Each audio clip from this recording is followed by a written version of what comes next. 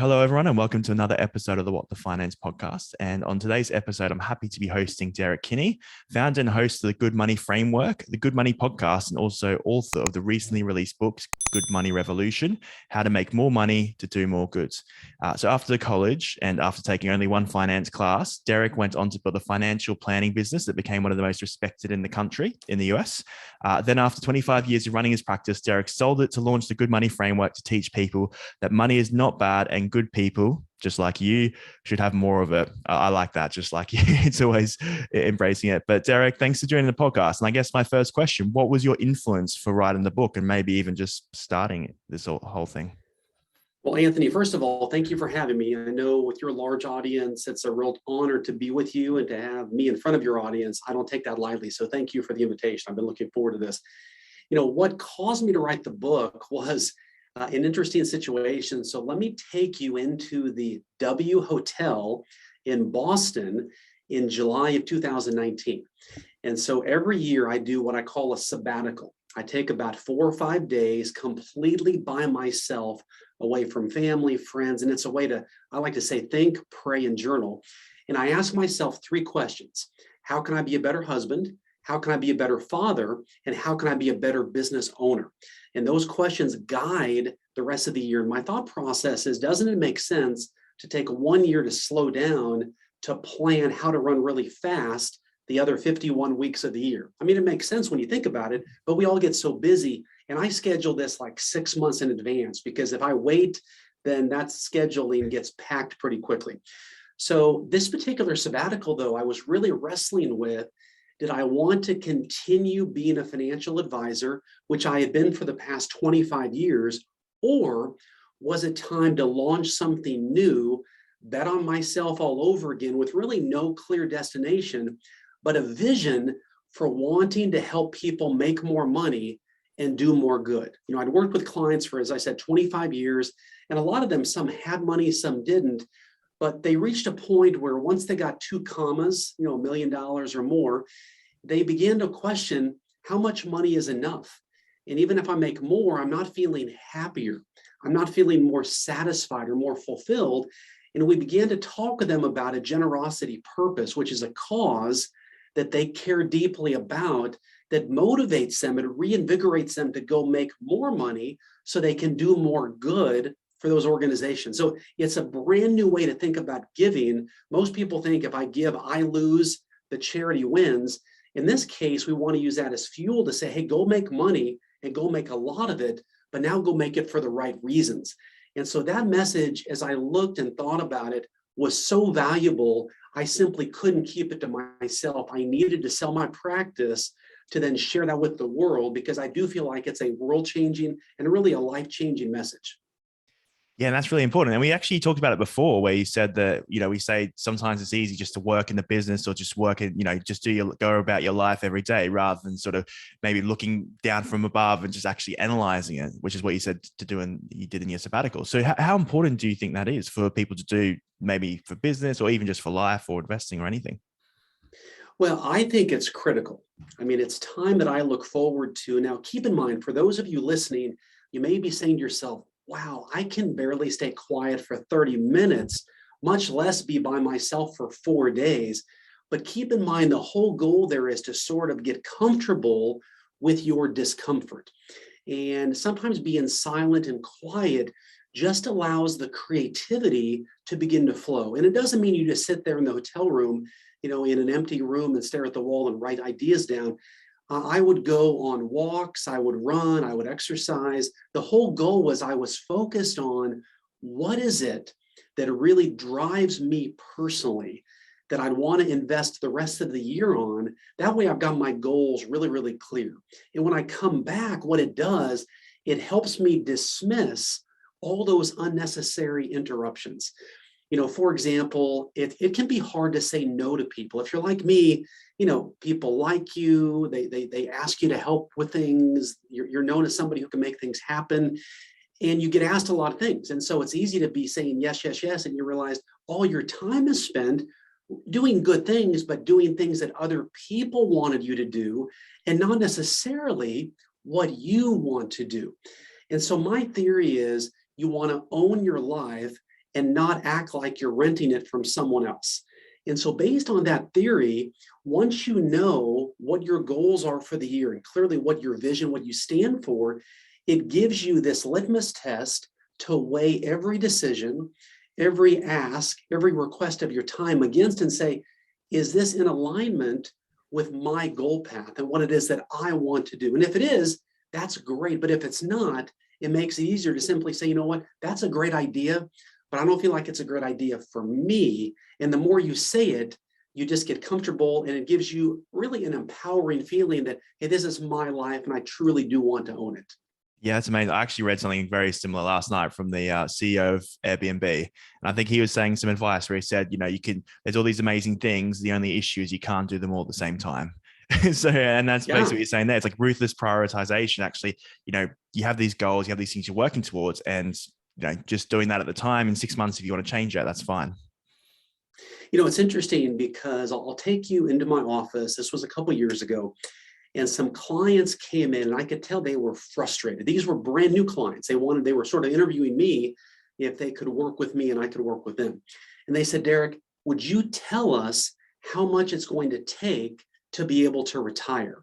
Because they had watched all the pundits on television, read all the books, listened to all the shows, and the answers were all over the map. And I said, let me give you, from my experience, there's one way for you to know how much money it will take for you to be able to retire. And their eyes lit up. You have to live on a practice retirement budget. You need to live on it for 6 months and test it while you're still working. And during that process, you can tweak it along the way. But after 6 months, you will know exactly how much you need to retire. And so this couple was very excited. Suddenly they felt like here was somebody with a clear answer that could help them. So we came up with this very innovative idea. And we direct deposited both of their paychecks into a separate bank account that they had at their bank. And then we had it set up to direct deposit back to them what they said they needed to live on each month. That way it was as though they actually were living on their retirement income. It left nothing to chance. So we met along the way, and within about $1,000 or so, they nailed it. So 6 months in, what they realized was they could actually retire sooner than they thought because they had lived on it and practiced it. They had a peace about it. And so many times, I think in money right now, people make decisions based on what they think things will be like. Another couple said, Derrick, I want to sell my house and I want to buy an RV and travel around the country. And for some reason, I wasn't trying to be smart alecky or really, zap them here. But I said, have you ever driven an RV before? And they were like, well, no, but how hard can it be? I said, tell you what, take an upcoming weekend and rent an RV, and then let's meet the following Monday and tell me what you think about it. And so they rented it. They came back and they said, Derrick, oh my gosh, I think you saved us $300,000. While we like to stay in an RV, it was no fun to drive it or park it and empty it out and clean it. And so I call these low-cost probes. If you want to do something, test it. If you want to be the overseas missionary, instead of selling all your possessions here and going overseas, why don't you go on a trip with your church and test out if you like it? If you want to be the park ranger at the national park near your house, go there for a weekend and follow the guide along and say to yourself, could I see myself doing this long term? So I just think we often think that we have to do this pendulum. We're going to go all the way in. Just do, as my friend Bob Goff would tell me, just take a quarter twist, and just try it. If you like it, then do more of it. That way you're retiring to something and not just from something. And it's so liberating and so powerful. The clients I would help do this just say, Derrick, it made the transition to retirement so much more meaningful and truly fulfilling for them. Yeah, that's amazing advice. And I guess one thing I really got out of there is with money, it can sometimes be so easy just to go with the flow. Bills come up or, these big expenses come up. But I think sort of what I read from the book and what you've been saying like just in the past 10 minutes is just, actually have to take control and you have to plan. And it's really about that focus of, okay, I have this idea, as you said, let's test it. Let's do, if it doesn't work, let's make some small changes or let's completely, go in a different direction. Well, and to your point, One of the things that I want to be real direct with your listeners, and this is, I'll tell you a story about a client of mine who they came in the office and they were way behind on their savings and they wanted a catch-up strategy. And what their strategy had been was they were going to really double down on some really aggressive growth stocks. The problem was this is the height of when the NASDAQ was red hot. You just threw money at things and you made a ton of money. And they said, Derrick, how hard can this be? And I said, that's true up to this point. But I said, going forward, buying in at the high with all of your money is fraught with risk. And I said, do this. Let's compromise and negotiate, because ultimately this is your money. You're paying me as your advisor to guide you, but you make your own choices. Let's do this. Let's take 1/12 of what you want to put into the market and put that into the stock you're thinking about. And let's just test it. And what happened was that stock began to drop almost 40% over the next month. And they were like, Derrick, how did you know? And I said, well, I didn't know, but I just know human nature. And that is that typically when things look really good, people want to buy in. And when they look really bad, they want to sell out. And it's the opposite that truly creates wealth. So what happened was, now I said, look, you've been given a gift, which is the stock you like has dropped. It has long-term potential. We kept that up, adding money every month for the next 12 months. And what happened was he would buy more shares with less money, some less shares, more money, but it averaged out his risk and he did very, very well. But a buddy of his hearing this technique from another friend, put all their money in and they lost about half of it. So what I would tell people listening is, I get the same thing.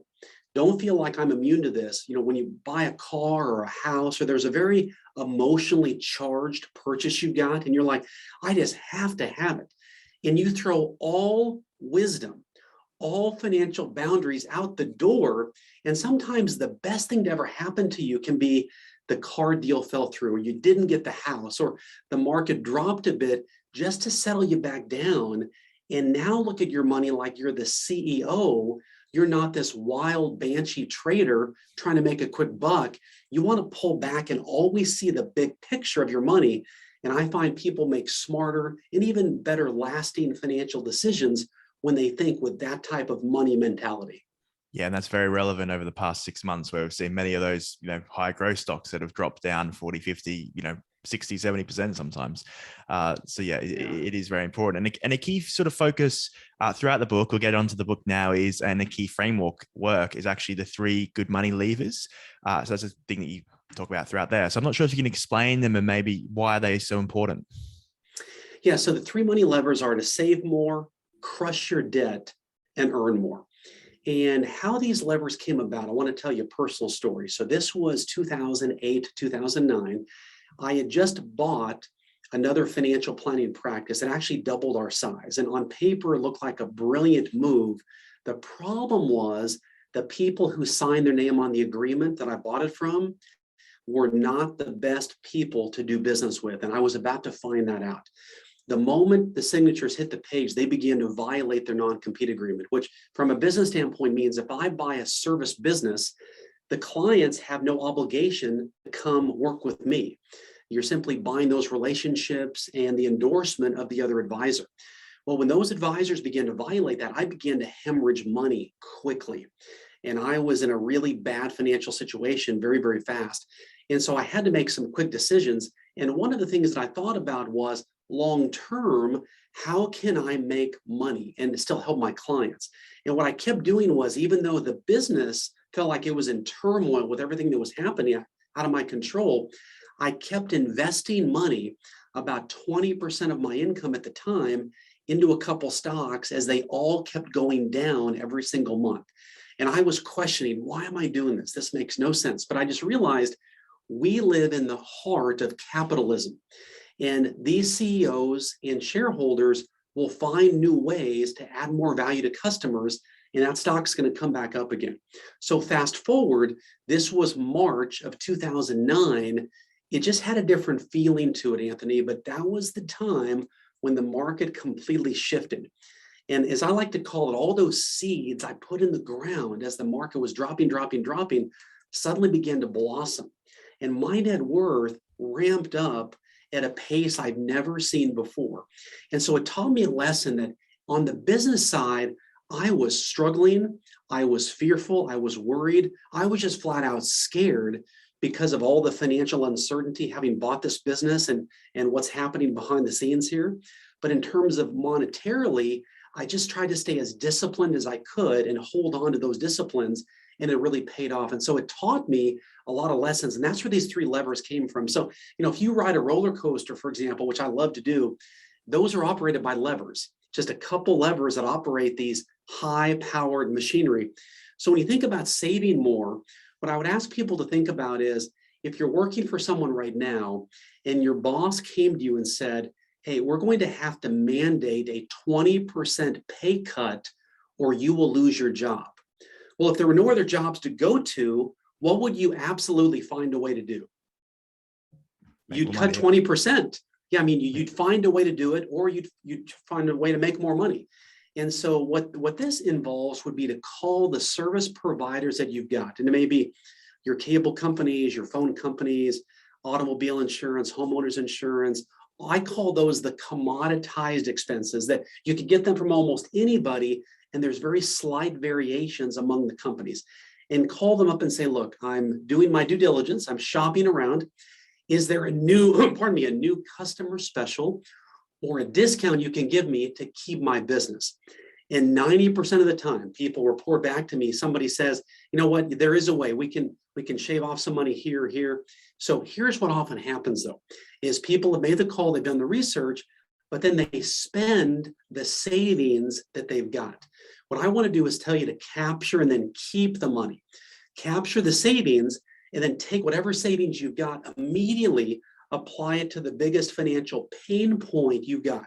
If it's your credit card that has a 20% interest rate, or your student loan or medical bill, whatever is the biggest financial debt you've got that grinds on you, put that money automatically toward that. So you don't even have to think about it. So those are ways where you can save more money than crushing your debt the way that I'm wired. And not everybody's going to agree with this. So I want to ask forgiveness ahead of time, Anthony. But what motivates me is I don't like to pay cash for everything. And I think about it from a business standpoint. Now, I use my credit cards every month and I pay them off every single month. I use them as a tool to use someone else's money, OPM, other people's money. It's a powerful tool. When I bought past businesses, I always borrowed the money, because if not, I couldn't save up enough to be able to take advantage of the opportunity. And I found by being a smart borrower and the business cash flows right away, that's how the wealthy continue to grow their net worth. And so you want to be very diligent about doing that. But what I realized was, when I was buying these practices, because the cash flow was so solid, there was very little risk, but it motivated me to then pay down the debt even quicker. So I update my net worth about 4 times a year. I call that the report card for adults. It's just a way to measure reality. It's like a financial x-ray. Here's what I own, here's what I owe, and here's the difference. It just doesn't lie. And I use that as motivation. So these businesses I typically paid off in about half the time, because I use the debt not to crush me and not to crumble me, but to motivate me to get out there and do more business so I could do more good and then reduce the debt. So let me stop there. Does that make sense so far? Yeah, definitely. Okay.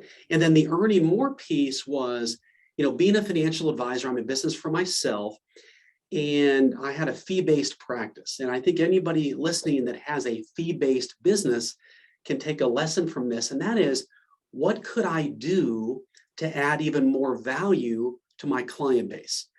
And because I can't just go to them and say, hey, I've decided to raise my fees. Well, there's not a whole lot of value proposition there. But if I can say to them, hey, we want to do kind of a concierge level type service, or we might do a touch base call once a month. We review in-person things every quarter. Here's some additional services and calls and education for them. Well, then that's a merit to say, hey, let's increase our fees. So many people right now with inflation. I got an email just the other day from a person I work with that said, hey, we're increasing our fees. And I asked why, and they said, well, per the client services agreement that you signed, we reserve the right to raise your fees. Well, that wasn't a very compelling, warm feeling argument to me as the customer to say, yay, let's raise the fees and I'm happy to pay them. But if they had said to me, Derrick, we want you to know how much we value you, how much we appreciate you. And because of the environment that we're in, we do need to raise our fees. We haven't done this for a certain amount of time. Would you be comfortable with that? I probably would have said yes. I mean, don't tell them that.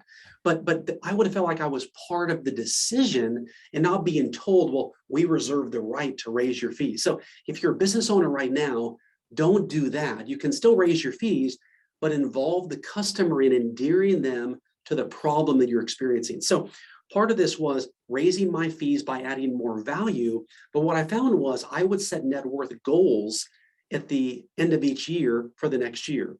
And so every quarter I was like, I want to get closer. And I knew the levers were, I could either save more, I could either reduce my debt, or I could make more money. And so those three levers dramatically grew my net worth. And I think it will dramatically help other people listening as well. Yeah, it's great advice. And I think, one thing that I really got out of that, as you mentioned there, if you own a business with the services fees, you can do the same as an employee. So if you're an employee, it's rather than, and I think you mentioned in the book, rather than having to go, into the office and say, I want a pay rise, you go in and you're like, hang on, have a plan, almost be very smart about it. And you say, I'm looking to try and improve this part of the business in this way. I'm going to do this. If I were to do that, would you be willing to pay me more? Something like that. Yeah. So you mentioned the book. And so inside my book, Good Money Revolution, there's a woman that I talk about. There's several stories in here, but one, her name is Debbie in this book. And Debbie was part of a startup engineering firm. And when she left her previous job to start this one, she was excited, motivated, felt like here is a ground floor opportunity. Well, a year and a half later, she felt overlooked, misunderstood, and basically ignored. And she came to me and said, Derrick, help me make more money. Should I change jobs? And I said, you could, but before you do that, let's try something. Why don't you write down in your current role ways that you could help increase sales, grow the business, or reduce expenses? Well, we began to brainstorm a list. And one thing that she came upon was her boss, who was responsible for her raises, saw all of the engineering customers in this business. And he always complained about feeling overwhelmed. There wasn't capacity for him to bring on new business. So we said, what if you approached him and said, give me a quarter of the clients, the lowest revenue clients, I will get licensed, reimburse me when I'm done. That will then give you more capacity to bring on more customers. It will help me make more money and add more value to these customers.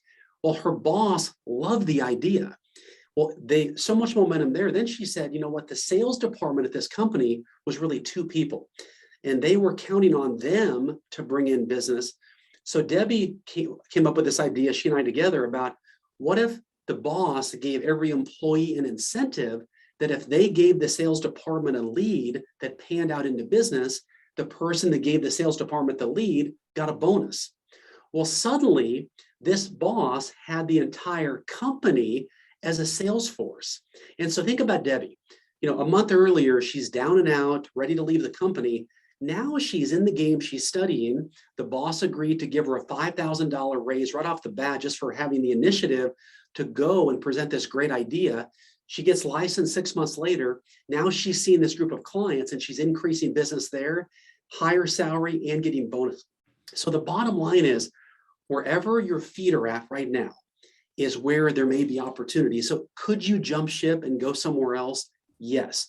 But here's the biggest caution, Anthony, that I would give your listeners. And people report back to me that, Derrick, I left my job, I'm making more money, which is great, but the culture stinks at my new company. It wasn't at all as though how they portrayed it. I don't like my boss. I don't like my coworkers. So what you want to examine is, you may make more money, but is it worth it to go to a place that you may not like or doesn't bring out the best in you? So I think the first thing for you to do is start where you're at and ask the value question, what can I do to increase sales, grow the business, and reduce costs? And oftentimes if you present that argument, when you're adding value, the company values you more and you make more money. Yeah, and it just shows the opportunity costs, even though you're making more money, it could affect your life in other ways that are vastly more negative than, the extra pay rise you've been given. Yes. Yeah, that's exactly right. And, what are the greatest mistakes you see people make with their money? We mentioned that you've been helping people for 25 years. I'm sure you've seen a lot of mistakes over that time. Yeah, there's a couple. One, let me go down a completely different path here. And that is, I worry about this next generation financially. I meet so many parents, even grandparents, who say to me, Derrick, I can't possibly teach my kids or grandkids about money because I'm not really good with money myself. I made a lot of mistakes. And I'll tell you about a couple that came in the office. This was about 10 years ago. And they were very, very worried. They had 4 kids, and they began to see their kids going in different directions and making really poor financial decisions. But they felt not knowing what to do. They felt powerless because they didn't feel like they were the financial gurus themselves. And I said, listen, let me tell you a story. When I was younger, when we'd go around the dinner table and talk about how was your day and so forth, the times where I told my kids, hey guys, let me tell you a story, true story, dad really screwed up today. I made a decision that didn't turn out well at all, and it really cost me. Suddenly you could hear a pin drop, Anthony. Their ears were all on dad. They were like, oh my gosh, dad screwed up. How good is this going to be? And when our kids see mom and dad be vulnerable and transparent, not just with money, but with everything, and we share mistakes we've made, they remember the mistakes we've made, and they typically don't make those again because they don't want to go through what mom and dad went through. So what I would tell people is use your mistakes as the greatest financial asset that you have. Don't let a good mistake miss out on a learning opportunity to help your kids or grandkids do better financially. That's the first thing. But also, I talked about this just a moment ago. For people that may be 35, 40, 45, and they're getting closer to retirement and they're feeling like they don't have a plan or they haven't saved enough. I don't want you to start making desperate money moves, okay? The key here is to have a plan, and there's always different ways of this end game. No longer is 55 or 65 the hard cut of when you have to retire. If people even reach age 60 and they haven't saved much, we will help phase them into a part-time retirement. Maybe they work, a couple days a week doing what they enjoy, but they're still working to support their lifestyle. Maybe they fully retire at 70, or they have a side hustle doing some things they really love to do, and it allows them to transition from retirement from a paid employee to still working in retirement, because often their spouse wants them out of the house at least a little bit. And it gives them a productivity mechanism. They have that social interaction. They can use their gifts and talents. So I would just tell people, never, ever panic. I mean, when you look in business gives us so many valuable lessons. Some of the business titans, failure, didn't hit big success until they were 55, 60, 65. So you've got to keep making decisions. You're going to make mistakes, learn from those mistakes, and ask yourself, what would I do differently? Write it down. Thomas Edison famously said that he never made the same mistake twice. And people asked, how can you do that? Well, he kept a journal because he realized, if I don't remember this, I'm going to keep repeating the same mistake over and over.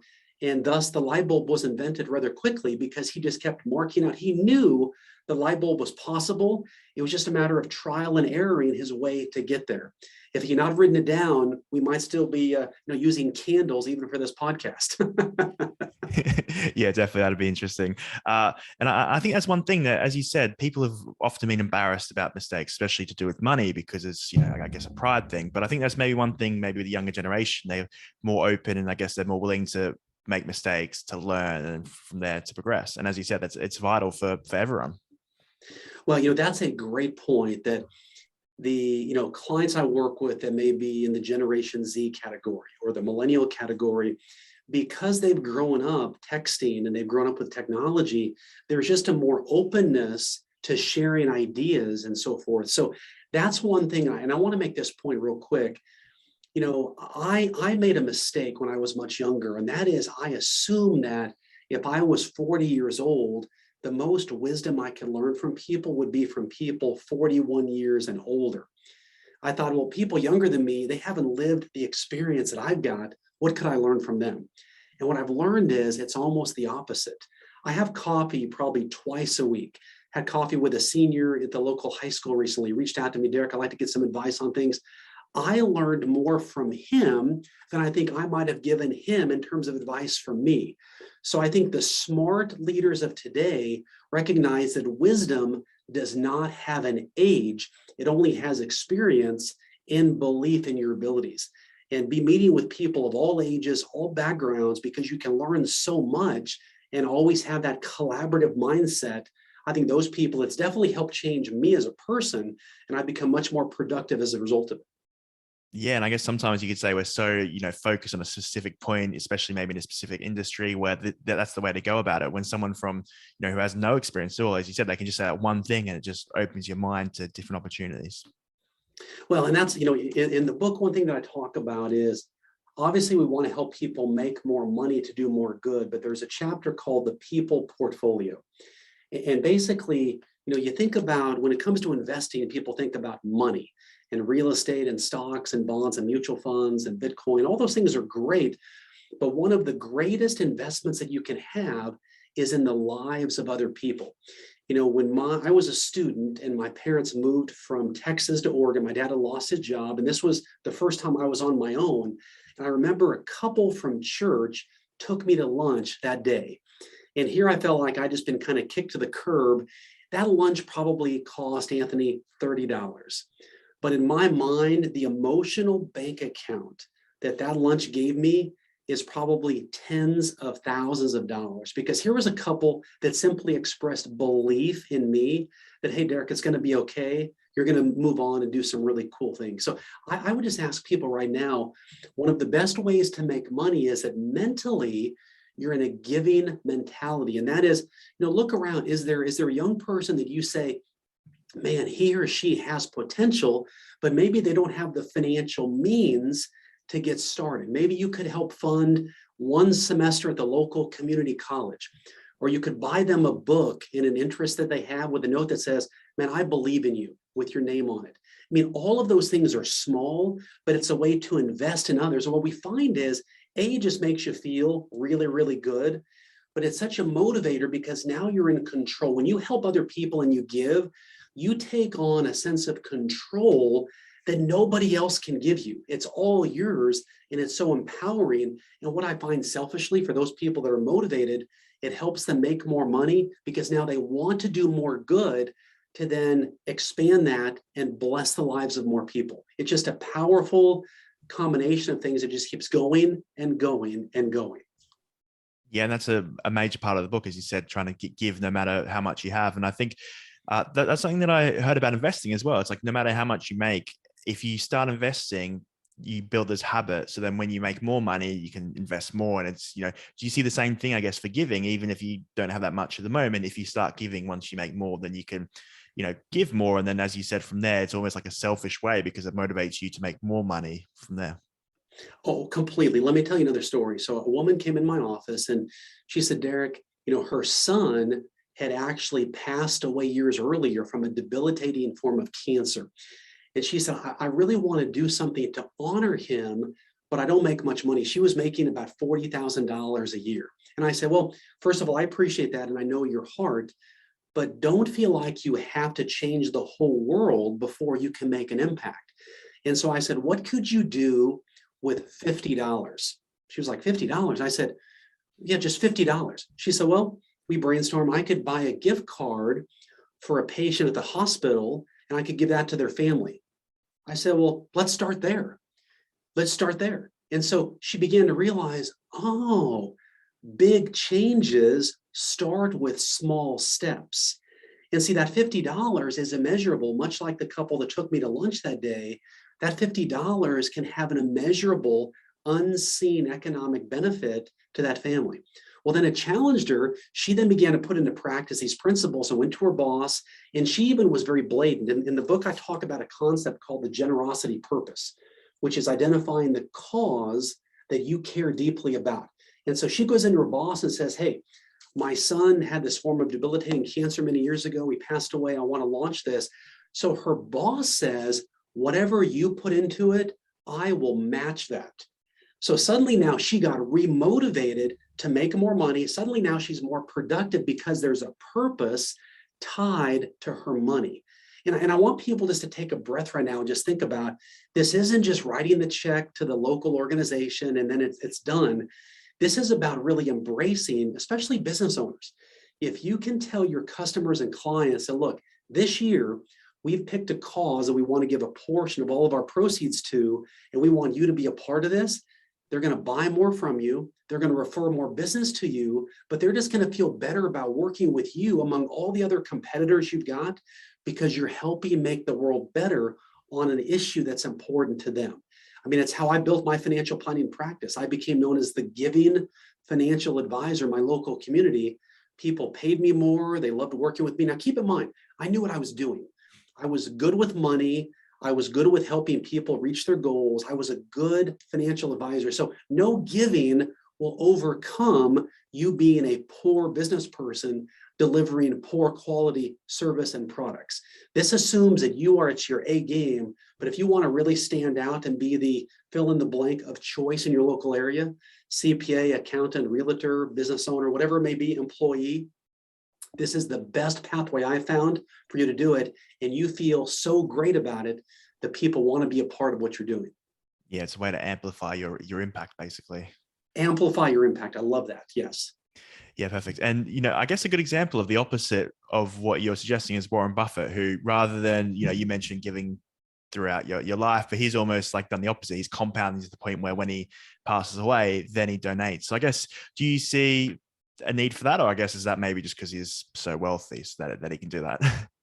Yeah, everybody will make their own giving decisions. But what I will tell people is this, and again, I talk about this in Good Money Revolution, it's about how can you make impact right now? One of the things I talk about in my book is so many people think, well, Derrick, I've got such a small amount of money now. If I save it, and let's say the market earns, 5 or 6% return a year, in 20 years, it'll be worth $50,000. That's a much bigger gift I can give to this organization. Think about the impact.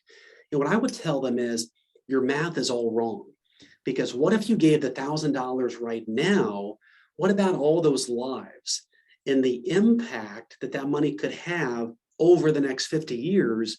Would the value of all of that invested in the cause you care about, in the lives that need it, have more than $50,000 of value? And the answer is typically yes. So some people may like that approach. Some people may like a combination of the two. But what I want to tell people is this, that if you're listening right now and you've been told you don't make enough money, or you're not smart enough, you're not good enough, or what impact can you have, or you're not good with money, I want to tell you to cancel that. We want to unplug that outlet and plug that into another outlet. And I want you to see money differently, than what I have right now. I can start making more money and doing more good, because what I believe is I don't want people to settle for the crumbs the government just tosses off the table to them, because it's not sustainable. I think that does people a grave disservice by saying, look, we just want you to be dependent on the government. I want to teach people how to actually make more money so they can actually be happy with the lives they've got, create the dream life they've always wanted, and they're doing more good. That's the combination that ultimately drives economies to be even bigger than they are today. Yeah, it's amazing. And, as you said, it's a self-fulfilling prophecy. If you think you're bad with your money, then you're going to be. Whereas if you get rid of that wording, even if you say I'm just improving with my money, that's something that could be a huge change.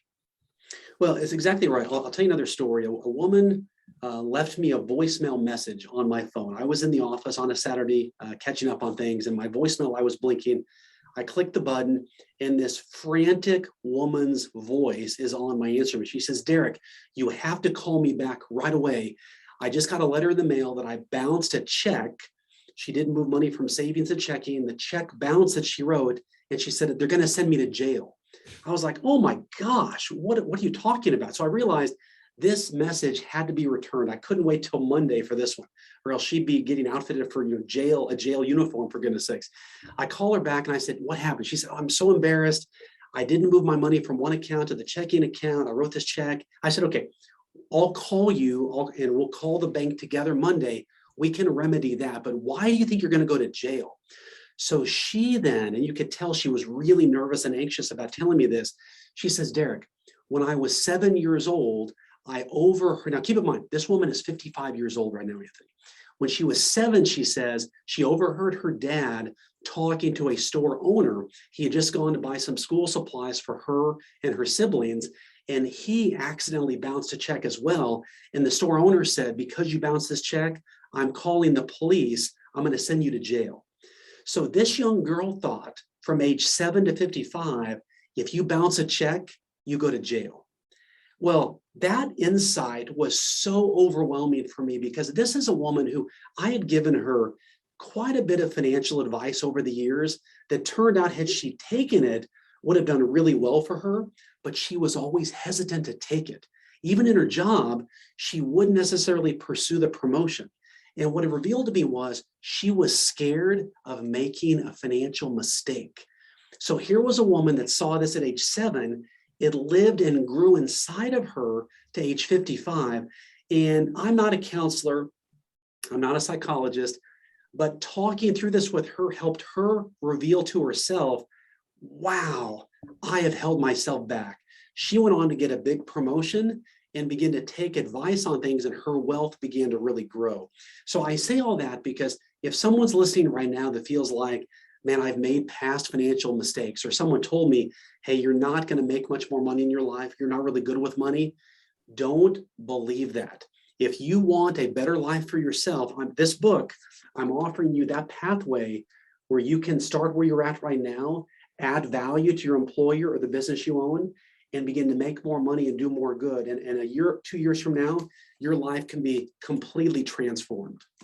Yeah, because at the end of the day, whoever's holding you back, the person's going to be you. Basically, that's the most common thing. So I guess we'll pivot. And you've given us so many great pieces of advice for people who are looking to improve their money. But what is the greatest piece of advice that maybe you've received? It could be money, it could be investment, anything. One of the greatest pieces of advice I've ever gotten is to communicate with my kids. And I'll tell you why I say that. So, you hear these stories all the time about, mom or dad or grandma and grandpa, you knew them, you were close to them, then they die and they left, $5 million. And people are like, what? Where did this come from? And what happens is, on the surface, it sounds really, really cool. But many clients I've met with where this has happened, there's what they call survivor's guilt, meaning that if money is inherited and the person who inherits it doesn't know what the other person who gave it to them would have wanted them to do, it's almost like this burden that they carry, or what the person meant to be a blessing becomes a burden. And so what I find is, and I counsel people to say, look, we do have money as a family, and you want to be cautious about how you say this. So many people think if I tell my kids how much I'm worth, they're going to try to kill me off, for goodness sake. So the reality is, as parents and as people implement these principles candidly. I mean, I didn't write this book to make a lot of money. And I think people who read this book will make a lot of money and realize they no longer have to do a lot of things themselves. So I wrote this book to help people do that. But once they put these principles in place and they're making more money, they're really holding their families back if they're not talking about, look, here's how we're giving as a family, so that you're a role model to your kids and involve your kids in that. And you sit down throughout the year and say, hey, let's talk about a cause that we can all give to. Or, hey, just so you know, with the business like it is and currently financially, at some point you probably will receive an inheritance. Let's talk about ways that you can begin to think about being successful with your money, so that you can then use this as a tool and not something where you squander it down the road. So a person gave me that advice that's really been helpful to me, because we were doing all the right things, but our kids didn't know about it. And so that would have been a real negative form of communication had we not opened that door to let them know what was happening. Yeah, definitely. And as you said, they might pick up on a few things here and there, but it's not going to be all the lessons that you learned or all the things that would help them in going into their future. Right. That's exactly right. Yep. So Derrick, thank you so much for joining the podcast today. I've really enjoyed it. And I guess just on to my last question, what is one message that you want people to take away from our interview and the book as well? The message I would have would be whether you have millions of dollars in the bank or you have less than $500 in the bank, this is a message that's relevant for today. And I would just ask you to ask yourself, when on your dying day you look back, what is the impact you wanted to have financially and on the friendships and the people you care about? And are you on track to do that right now? And if not, I believe this book will offer a pathway to help people do that where they're at right now. And by the way, I mentioned this off the air, but you can go to goodmoneychapters.com, and download the first 5 chapters of the book completely free. So goodmoneychapters.com. Would love to get this book and this message into your hands. Yeah, awesome. I'll put all that in the descriptions below. So if anyone wants to get that, the first snippet of it, and it is a very good book. I've been lucky enough to read it all. So Derrick, thank you so much. If anyone else wanted to maybe follow any of your other work, where would the best places for that be? Yeah, best places on Instagram at Derrick, Derrick. The letter T is in Todd, Kinney, Kinney. We post fresh content every day. Again, helping people make money and help make money easy to understand so people could go make more of it. And Anthony, I want to tell you, this has been a real joy for me. I've loved being on your show. I've heard a lot about it, and this has been a fun conversation. Thank you for having me. Oh, thank you so much. I've enjoyed it. And I've really loved how you've sort of incorporated so many stories across your career as well. I think it really adds to, I guess, for people remembering, different pieces of advice. So Derrick, thanks again for your time. My pleasure. Thank you. Thank you so much for listening. And if you enjoyed the episode, please subscribe and click the bell icon so you are notified when new podcasts are released. I hope you're leaving with some great value about investing, trading, and finance. See you on the next show.